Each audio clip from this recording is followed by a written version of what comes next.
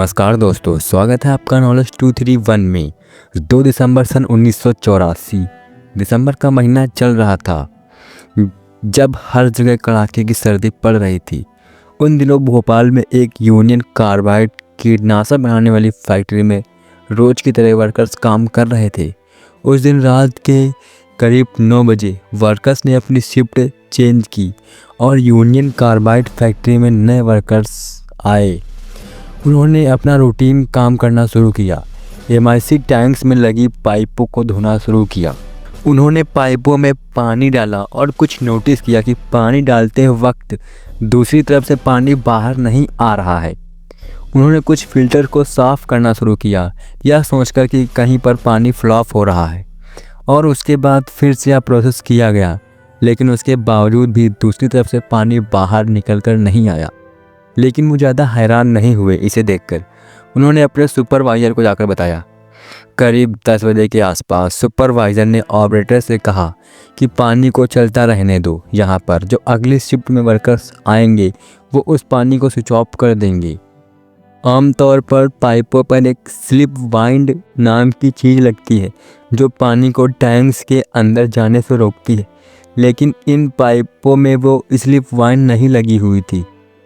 करीब रात के 11 बजे पानी एक्चुअली में टैंक नंबर 610 के अंदर जाने लगा, जहां पर भारी मात्रा में एमआईसी स्टोर थी। एमआईसी और पानी का एक खतरनाक रिएक्शन होता है और पानी के मिलते ही यह रिएक्शन होने लग गया। गैसों का एक बादल सा बनना शुरू हुआ, लेकिन जो वर्कर्स फैक्ट्री में मौजूद थे उन्हें इतनी साइंटिफिक नॉलेज नहीं थी इस चीज़ की कि करीब 1 घंटे बाद नए शिफ्ट पर काम करने वाले वर्कर्स आए और उन्होंने महसूस किया कि उनकी आंखें जलने लग रही हैं। उन्होंने टैंक्स के पास जाकर प्रेशर देखा तो प्रेशर नॉर्मल से थोड़ा सा ज़्यादा था, लेकिन उनको लगा कि यह सेफ़ है। लेकिन उनकी आंखें जलनी बंद नहीं हुई, तो उन्होंने सोचा कि यह कहीं ना कहीं कोई गैस लीक हुआ होगा, चलो लीक को ढूंढते हैं। करीब 11:45 पर वर्कर्स ने लीक को ढूंढना शुरू किया। इनमें से एक वर्कर थे मिस्टर सुमन दे। इन्होंने एक जगह से लिक्विड ड्रिप होते हुए देखा, लेकिन माना जाता है कि वर्कर्स की टीम ने लीक को इग्नोर किया और अपनी टी ब्रेक लेने चले गए और उन्होंने इस लीक को सीरियसली नहीं लिया। रात के करीब 12:30 पर वर्कर्स ने रियलाइज़ किया कि यहाँ पर एक बहुत बड़ा एक्सीडेंट हुआ है। प्रेशर रीडिंग्स बहुत हाई थी और टैंक में प्रेशर बढ़ता गया और बढ़ता गया, लेकिन ये टैंक अंडरग्राउंड था। ऊपर का कंक्रीट टूटना शुरू हो गया। सुमन दे उन काम करने वाले वर्कर्स में एक थे जो कि कंट्रोल रूम में भागी अलार्म बजाने के लिए।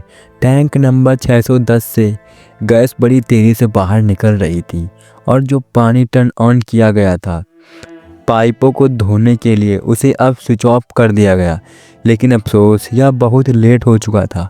करीब रात के 1 बजे सारे वहां मौजूद लोगों ने रियलाइज़ किया कि अब सिचुएशन किसी भी इंसान के कंट्रोल के बाहर निकल चुकी है। इसी रीजन से सारे वर्कर्स ने और वहां मौजूद लोगों ने फैक्ट्री को छोड़ना शुरू किया। रात के 1 बजे के बाद से भोपाल शहर में हालत बहुत खौफनाक हो गए। गैस शहर की आत और हिस्सों में पहुंच चुकी थी और चारों तरफ हल्ला मच जाता है। कई लोग अपने घरों से बाहर निकल कर आते हैं और देखने के लिए दरवाजे खिड़कियां खोलते हैं, जिसकी वजह से गैस घरों के अंदर पहुंच जाती है और लोग बताते हैं कि उनकी आँखें बुरी तरीके से जलन लग रही थी और साथ ही साथ में बहुत तेज़ खांसी होने लग रही थी और सांस लेने में तकलीफ़ हो रही थी और धीरे धीरे उनका दम घुट रहा था। लोग जान बचाने के लिए रेलवे स्टेशन की तरफ भागते हैं और रेलवे स्टेशन भोपाल जंक्शन पर स्टेशन सुपरिटेंडेंट एच.एस. भरवे और डिप्टी स्टेशन सुपरिटेंडेंट गुलाम दस्तगीर अपनी रात की ड्यूटी कर रहे थे। तभी स्टेशन पर गोरखपुर बॉम्बे एक्सप्रेस की एक ट्रेन पहुंचती है और दस्तगीर अपने केबिन से बाहर निकलते हैं कि तभी अचानक से इनकी आंखें जलने लगती हैं और गले में खराश हो जाती है। यह अपने सीनियर ऑफिसर भरवे को ढूंढते हैं, लेकिन वह कहीं दिखाई नहीं देते। कुछ ही मिनटों बाद उन्हें भरवे ज़मीन पर पड़े हुए दिखाई देते हैं। दस्तगीर उनकी सांसें चेक करने की कोशिश करते हैं कि वह अब जीवित नहीं है। दस्तगीर तुरंत समझ जाते हैं कि यहाँ पर क्या हो रहा है। असल में बात क्या है।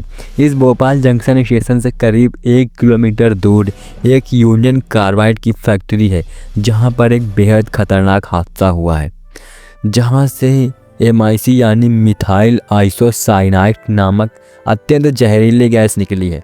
स्टेशन पर अब सबसे सीनियर और समझदार आदमी दस्तगीर ही है। यह डिसाइड करते हैं कि गोरखपुर बॉम्बे एक्सप्रेस को अपने निर्धारित समय से पहले ही रवाना करना होगा। ट्रेन रूल के अनुसार यह ट्रेन अभी 20 मिनट और स्टेशन पर खड़ी रहनी थी। ट्रेन के सभी पैसेंजर ने अपनी खिड़कियां बंद कर रखी थी और दस्तगीर नहीं चाहते थे कि ट्रेन में बैठे लोगों को कोई खतरा पहुंचे। इसके लिए वो अपना प्रोटोकॉल तोड़ देते हैं। वो स्टेशन स्टाफ को कहते हैं कि ट्रेन को डिपार्चर के लिए क्लियर किया जाए और वो इस प्रोटोकॉल को तोड़ने की पूरी जिम्मेदारी खुद लेते हैं। इसी बीच देखने को मिलता है कि स्टेशन पर लोगों की भीड़ लगती जा रही है। जब यह हादसा हुआ, ज़्यादातर लोग अपने घरों में रात में सो रहे थे। लोगों को सांस लेने में तकलीफ़ होने लगी तो कुछ लोग जिनके पास अपनी गाड़ियां थीं वो गाड़ियों में बैठकर शहर से दूर जाने लगे। दूसरी तरफ जिन लोगों के पास अपनी गाड़ियां नहीं थीं उनमें से बहुत से लोग स्टेशन पर आकर इकट्ठा होने लगे। वो नहीं जानते थे कि क्या किया जाए। भोपाल जंक्शन पर भीड़ धीरे धीरे बढ़ती जा रही थी। चारों तरफ लोग खांस रहे थे, रो रहे थे और उल्टियाँ कर रहे थे। दस्तगीर एक प्लेटफॉर्म से दूसरे प्लेटफॉर्म पर भाग रहे थे। लोगों की जिस तरह मदद हो सके उस तरह मदद कर रहे थे। आसपास के स्टेशन पर एक AOS कॉल देते हैं, जिसके चलते 4 एम्बुलेंस, पैरामेडिकल्स और रेलवे डॉक्टर्स भी लोगों की मदद करने में जुट जाते हैं। इस सब के बावजूद भी इस जहरीली गैस से बचना बहुत मुश्किल था।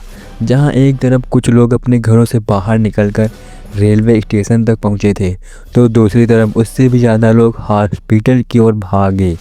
जाहिर सी बात है, रात को सोते सोते अगर आपकी आंखें जलने लगें और सांस लेने में तकलीफ़ होगी तो आप हॉस्पिटल जाओगे। लेकिन प्रॉब्लम यहाँ ये थी, ना तो रेलवे डॉक्टर्स को और ना ही हॉस्पिटल के डॉक्टर को पता था कि यहाँ क्या हो रहा है। उन्होंने ऐसे सिम्टम्स लोगों में पहले कभी नहीं देखे थे। वो नहीं जानते थे कि लोगों को क्या बीमारी हुई है और उसके पीछे कारण क्या है। यूनियन कार्बाइड की फैक्ट्री से करीब 3 किलोमीटर दूर था भोपाल का हमीदिया हॉस्पिटल। रात के करीब 1:15 पर हॉस्पिटल में पहला पेशेंट पहुंचता है, जो बताता है कि उसकी आंखों में जलन हो रही है और उसके सिर्फ 5 मिनट बाद हज़ारों से ज़्यादा लोगों की भीड़ लग जाती है इस हॉस्पिटल में। कुछ डॉक्टर इस यूनियन कार्बाइड फैक्ट्री की कंपनी से पता करने की कोशिश करते हैं कि क्या हुआ है, लेकिन वहाँ से भी उनको कोई इन्फॉर्मेशन नहीं मिलती। रात के करीब 2:10 पर हॉस्पिटल में पेशेंट की संख्या 4000 के करीब पहुंच गई। भोपाल जंक्शन स्टेशन पर अपनी अलग ही हड़बड़ी मची हुई थी। दस्तगीर गोरखपुर बॉम्बे एक्सप्रेस को स्टेशन से रवाना कर चुके थे, लेकिन अब लोगों की मदद करना मुश्किल होता जा रहा था। इन्हें बाद में पता चलता है कि इनके सीनियर HS भरवे दूसरी ट्रेन को भोपाल से निकालने का इशारा देते हुए मारे गए, लेकिन दस्तगीर डर कर भागते नहीं हैं। वो स्टेशन पर डटे रहकर लोगों की मदद करते हैं। जो भी ट्रेन स्टेशन से गुजरती है उसे कहा जाता है रुको मत, आगे चलते रहो, आगे चलते रहो। रात कैसे भी करके बीत जाती है। दूसरे दिन 3 से 4 दिसंबर यानी अगले 2 दिनों में हज़ारों लोग मारे जाते हैं इस भोपाल गैस ट्रेजेडी में। इसे दुनिया का सबसे खतरनाक इंडस्ट्रियल डिजास्टर माना जाता है, worst industrial disaster in the world. इस हादसे में लगभग 45 टन मिथाइल आइसोसाइनाइड नामक गैस निकली थी। लेकिन सबसे बड़ा सवाल यहाँ पर उठता है कि इस एक्सीडेंट में गलती किसकी थी। यह गलती वर्कर्स की थी कि या इस कंपनी की थी जिसकी ये फैक्ट्री थी। इस फैक्ट्री की इन्वेस्टिगेशन के बाद तमाम जानकारी निकलकर सामने आती हैं, जिसमें सबसे बड़ी जानकारी यह मिलती है कि फैक्ट्री में ठीक से मेंटेनेंस का काम नहीं हुआ था, जिससे अब प्रलयकारी हादसा हुआ जिसमें करीब 16,000 लोगों की मौत हो गई, जिसका मुख्य आरोपी कंपनी का अध्यक्ष वारेन एंडरसन था, जिसे कभी सज़ा हो नहीं पाई। 1 फरवरी सन 1992 को भोपाल कोर्ट ने वारेन एंडरसन को फरार घोषित कर दिया। जिसके बाद सन 2014 में वारेन एंडरसन की मौत हो गई, जिसके बाद यूनियन कार्बाइड कॉरपोरेशन ने 470 मिलियन अमेरिकी डॉलर का मुआवजा दिया, जो कि उस समय के लगभग 800 करोड़ रुपए थे। तो दोस्तों, हमें उम्मीद है कि यह जानकारी आपको पसंद आई होगी।